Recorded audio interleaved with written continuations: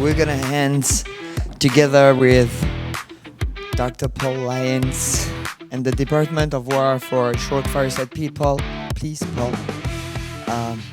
I'll leave you the right inside, but if you want to be on the left, okay. The French, I'm okay with this. So yeah, thank you for following the whole day. We wanted to have you here with us because the world is obviously changing, but is also very dynamic. I would say that in Munich 2025, dynamic didn't mean the same thing that today, and we are very grateful for the time you're giving us. You've been back to the Department of War about 7 months now as a cyber leader. First, what are the biggest takeaway?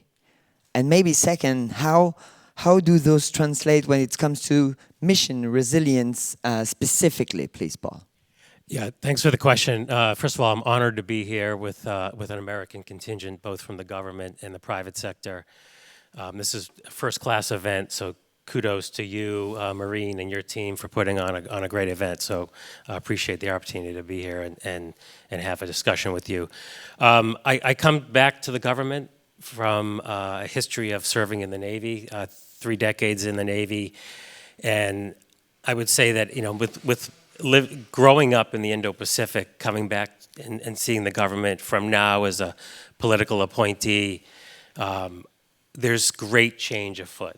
And first of all, I would say that the maturity of cyber warfare, if I was to go back in the Wayback Machine and look at chasing submarines around the Western Pacific, North Korean missile events, deploying to the Middle East, cyber was highly classified, behind the curtain, special access program, so not fully integrated. What I see now coming back in the building is cyber is now integrated in all domains, but not sufficiently so. We're working on that.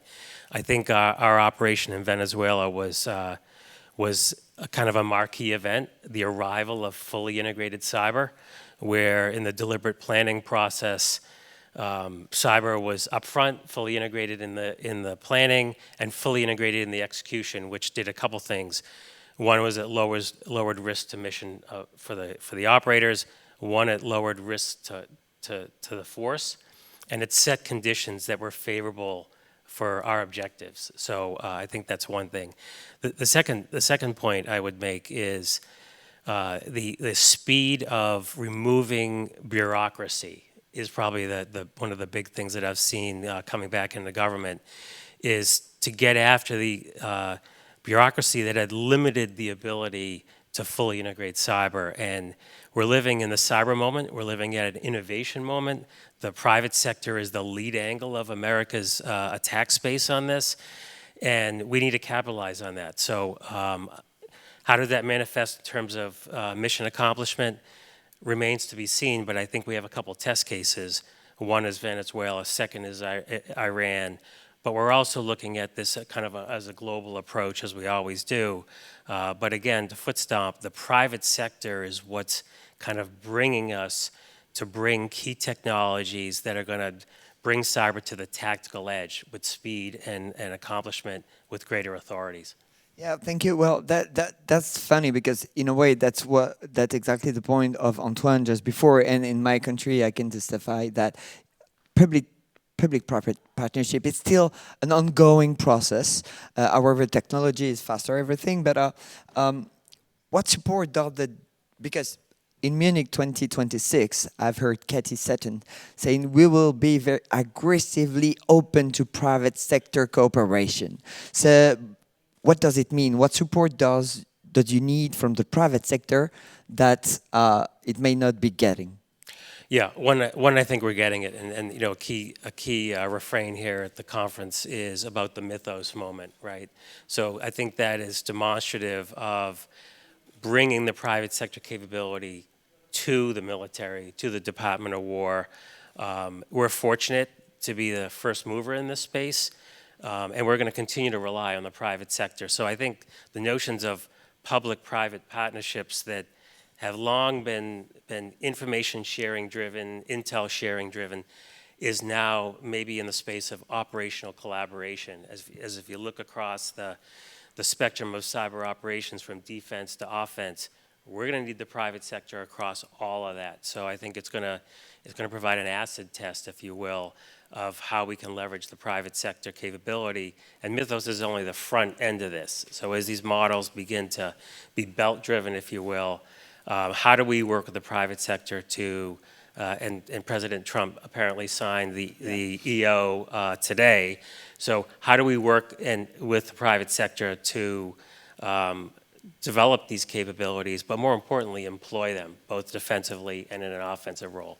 For our colleague from Europe who doesn't know, HEHO is executive order, and the AI executive order has just been signed by the President of the United States.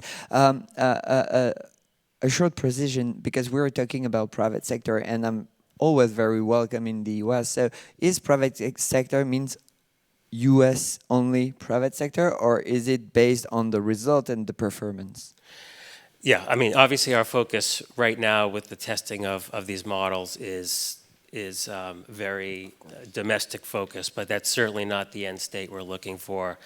We're looking for credible capability, as you know, as the administration has concretely put. We're looking for burden sharing in this space, credible capability, and that's going to be releasing this model to our credible partners. And per the announcement yesterday of ANISA getting the model, I think that's a step in the right direction. But it's not just about releasing the model, it's about employing the model, safety standards in place, and providing those constraints so our adversaries do not get a copy of this model and use it at speed against us. Thank you, Paul. And then what was the most promising opportunity you see using the technology to strengthen the US defense and at the end the alliance defense? Yeah, I think the national cyber strategy has been very clear that America is out of the defensive crouch, if you will, in cyberspace, and we're going to exploit this technology and the capabilities in cyber, both defensive and offensively, a proactive offensive posture, as the administration calls it. I think leveraging these AI technologies will only increase the ability to not spend our way out of this problem, not resource in terms of human resources. This isn't about getting extra people spending, incredible amount of dollars. This is where technology can close that gap from where China is fully resourced, as those of us in the room that have worn the uniform understand that threat equals capability and intent. They've shown all of that, right? So we need to leverage these models to close that gap against the China threat specifically, and versus other adversaries as well. So we are talking about this AI frontier model like Mythos. What does it represent to you as a national security leader? These kind of models that we're seeing increasing because we have Mythos, but we can expect others of soon. For sure. Yeah, I think if you look at this cyber warfare space, speed, complexity, and scale are the things that challenge us the most. And these models will allow us to do all of that, right? To increase the speed of adoption, integration, and use, to use it at a global scale if need be, right, with our partners. And then understand the complexity of this space where the attack surface, both defensively and offensively, is almost limitless at this point. And the ability to hunt right now in a defensive posture, to understand our vulnerabilities above what a human can do is 10, 100,000 fold. So I think that's a great starting point, is to understand where are we the most vulnerable and patch and mitigate at speed. And what hit me the most is that we don't know what China has. But they are going for sure because, as you said, they are showing intent. We have this question that we always ask, but after our conversation, I think you will have multiple answers. But what keeps you up at night, except the official cocktail tonight? Yeah. Yes, it's more than the cocktail hour.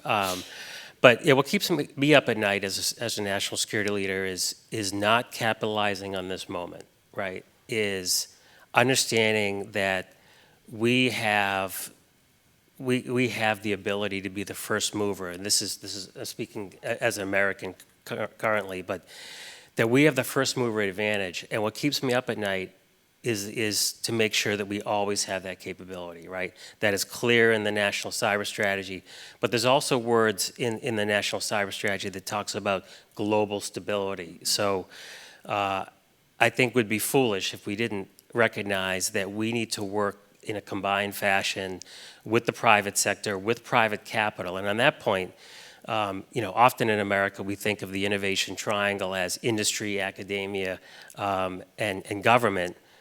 But I would say it's more of a rectangle today, because not all sides are equal, but there's a private capital piece to this, which we have long not had, right? And that's something that I think is America's strength, is having now private capital investing in this capability, investing in defense, investing in national security, and that's proven in spades to deliver incredible capability that through acquisition reform and the Office of Strategic Capital and our Defense Innovation Unit, among others, is bringing warfare capability at speed to the department, but more importantly, to the warfighter. And I think that's what keeps us up at night, is not losing the advantage we have. Congratulations. Thank you so much, Paul, for being with us and sharing your expertise. This is the end of day one. But we meet you all tomorrow and tonight. So tonight it's in like 45 minutes, but take your time and enjoy the wonderful rain of today. And we'll see you tomorrow at 9:30. Thank you, Paul. Thank you so much. See you tonight. Bye-bye. Take care.